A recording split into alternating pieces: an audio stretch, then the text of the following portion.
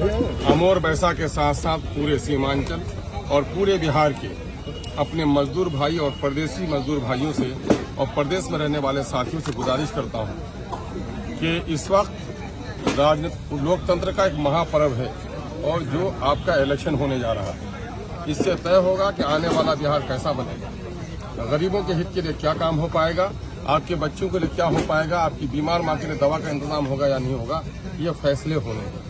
इसलिए मेरे भाइयों, बहुत सारे मजदूर धनकटनी में जा रहे हैं, बहुत सारे लोग प्रदेश में जा रहे हैं। खुदा के वास्ते, ईश्वर के लिए और अपने बच्चों के लिए, सीमांचल के लिए और अमोर बैसा के लिए, अपनी कटी हुई बस्तियों के लिए, अपनी टूटी हुई सड़कों के लिए, अपने बच्चों के भविष्य के लिए अपने वोट का इस्तेमाल कीजिए। आज बहुत सारे बड़े बड़े लोग हैं जो अमेरिका और जापान में रहते हैं, जब इलेक्शन हो जाता है तो वोट देने के लिए आ जाते हैं। बहन की शादी में ना आ सको, पैसे भेज देना, पड़ोसी लोग उसकी शादी का इंतजाम कर देंगे।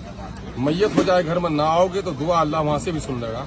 लेकिन अगर आकर अपने वोट का इस्तेमाल नहीं कर सके तो शौहर का वोट बीवी, बीवी का वोट शौहर, बाप का वोट बेटा, बेटे का वोट बाप इस्तेमाल नहीं कर सकता है। इसलिए वोट जमहूरियत का सबसे बड़ा हथियार है।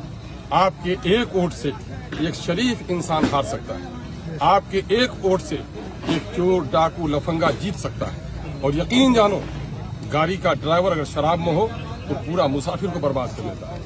एक नेता आवारा हो तो पूरी कौम को तबाह बर्बाद कर देता है। इसलिए नेता चुनने का वक्त आया है। खुदा के वास्ते, ईश्वर के लिए, आपने बहुत कुछ बर्दाश्त किया है। कभी शादी में आए हैं तो 15 दिन रह गए, कभी कोई बीमारी हुई तो 15 दिन रह गए।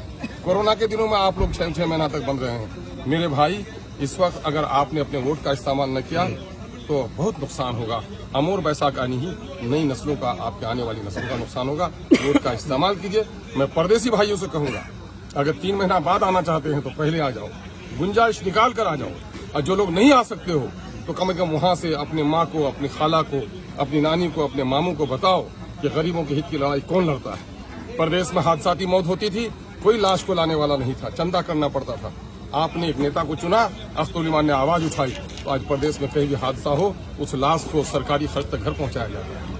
आज उसी तरह से असेंबली में आपके हक की बात कौन करेगा? उस नेता को चुनने के लिए आप अपने अपने विधानसभा क्षेत्रों में आइए और अपने वोट का इस्तेमाल कीजिए। लोकतंत्र में वोट आपका हथियार है। इस हथियार को जंग मत लड़ने दीजिए।